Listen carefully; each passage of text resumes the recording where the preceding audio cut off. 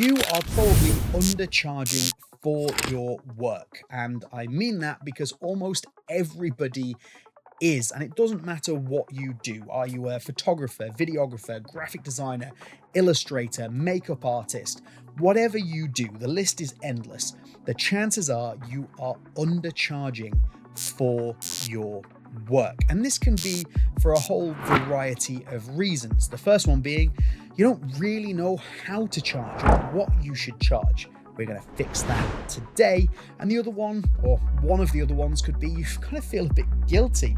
You don't want to go to somebody and say, oh, that's $2,000 worth of work. Stop feeling guilty. I can't help you with that, but you've got to charge appropriately for what you are worth.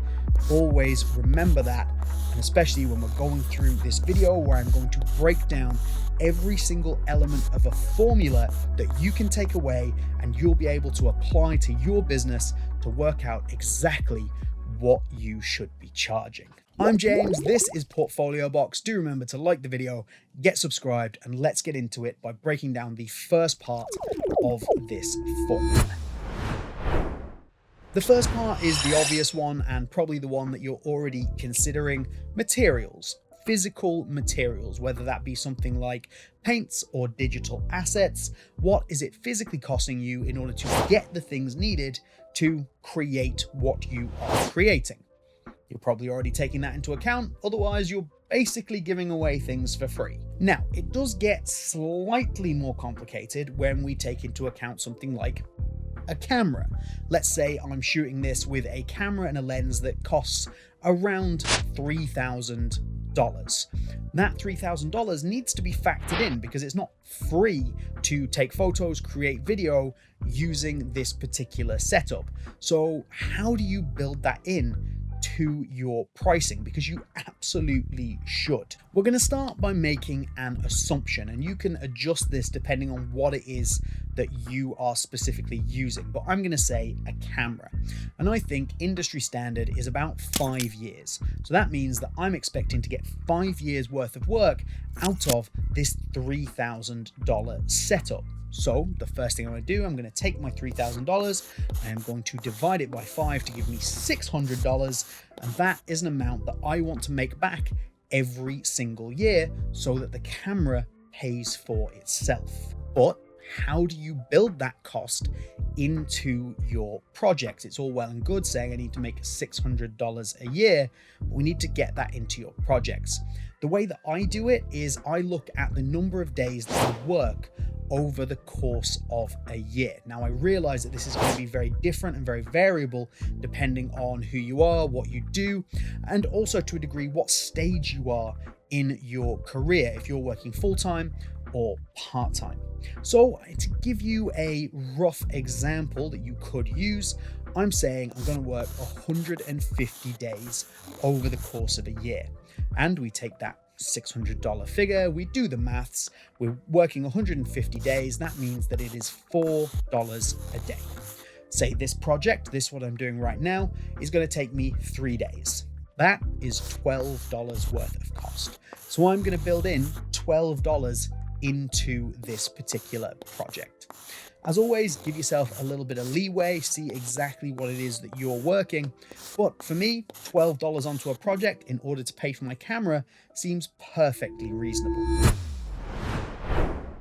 Next up, we're going to look at your overheads. Nice and straightforward. What is it going to take to keep the lights on? And I mean that both literally and figuratively. What's the cost of your electricity for the lights? What is it costing for you to rent the space that you are in? Get a roof over your head. What does it cost every single month to keep your website running? That is definitely a cost you want to consider. How about your monthly subscriptions? I make videos, I take photos, so I have an Adobe subscription. That needs to be factored in. All of these different overheads that you absolutely require in order to quite simply keep running. What are they? Bundle them all together and start to factor those in. So how exactly are we going to work out exactly what that is once we have all of the amounts totaled together? I'm assuming you have a yearly amount. If you do, break it down to a monthly amount, divide it by 12, and that is going to give you your total monthly overhead. Nice and straightforward. But again, of course, we can't just apply this all to one project. That would be crazy. We then just need to know how many projects are you going to do over the course of a month. Say you could do 4, 6, 8, whatever that might be. You're going to look at your total capacity and you're going to divide that by your overheads. So overheads divided by capacity. That gives you an overhead per project. And that is the amount that you want to factor in. That's the amount that you want to build into the cost of every single project. Again, you might have busier and slower months, so you definitely want to take an average across the year and then build it in that way. You may have noticed that so far we are only covering costs. We're covering the cost of staying open and the cost of actually doing the project. What we need to do is we need to take into account our own labor. And this is where it gets a bit tricky because you have to decide what your hourly rate is going to be. The first thing you want to avoid is taking a number that you want to make, for example, $50,000, and dividing that by 35 hours a week. I'm going to work 35 hours. There's my hourly rate. It's not going to work like that. For starters, probably 30% of your week is spent on admin, emails, various things like that. You're not directly spending 35 hours a week on a project or on projects. So be careful not to just do the simple math and hope for the best. So that time that you're spending doing emails and things like that, that's unbillable. You're not billing that to somebody, but you absolutely have to cover it within your hourly rate. You don't have to give your client the exact hourly rate, but it's a good way for you to work out what you're going to charge them. So let's start thinking about it. What if your hourly rate was $25 an hour and we've already taken out some of those hours that are unbillable? So you only have 25 hours a week that you're working. $25 an hour, 25 hours a week. You're at about $32,000 a year. Doesn't sound particularly sustainable to me, and it certainly sounds like you are, well, surviving at best. Now, of course, a lot of this may come down to where you live, what your expenses are, and what you feel is relevant. But just taking it from my perspective and from the perspective of a lot of people who I know will be watching this video, that doesn't seem very sustainable. And then just something to mention, if you are charging under that $25 an hour when you're working this out, you're charging say $15 an hour, that is not a career. That is not you making money and making this into a career. That is a hobby on the side that you occasionally make a little bit of money out of. I would stay away from those kind of numbers. And as I say, 25 still seems like it would be a struggle for an awful lot of people. Now, I understand this goes out to a worldwide audience. This is going to vary massively depending on where you are, but just giving you my own personal point of view on where I would be. And yeah, you know what? You might have to work up to that amount. You might have to start by doing some slightly lower paid jobs. You might have to do some spec work in order to get your project, your portfolio up to a certain standard. But at least you know, okay, this is how much hourly I need to be charging in order for this to genuinely be sustainable and genuinely be my career and me not to end up in a pretty difficult circumstance. Then, of course, you can scale up all the way from there as you get bigger, as you become more of a name, as you demand or you drive more clientele. You can perfectly reasonably increase the cost of your labor by the hour. However, we're still saying here that what we're taking payment for is equipment and labor, really. And that is only the things that you are using. You still need to look at, how am I going to expand my business? What is the next step what is the money I need for the next camera, for example. So now we reach the section that a lot of people are leaving out. This is the profit markup, and there are three main reasons why this is important. The first one, as I just mentioned, business growth. You have to take some of the money that you're earning to put back into the business. We spoke about the cost of the camera and building that cost into what's being paid, but you need money to be able to buy the next camera. All you're doing is paying for the existing one in this system so far. You need to have money to buy the next one. You need to have money to upgrade whatever equipment it is you are using when it either breaks or when it becomes outdated. It doesn't matter what you do, you need that money. You need something there. So you need to have a profit markup. The second reason you need this is to have a safety net. What if a client pays late? What if you go out sick for a period of time? What if there's an unexpected expense that isn't to do with that first point? You need to have yourself a little safety net. Profit markup covers that. And finally, to actually make profit, your business needs to make profit just in general. You can use some of that for yourself, whether that be savings or otherwise.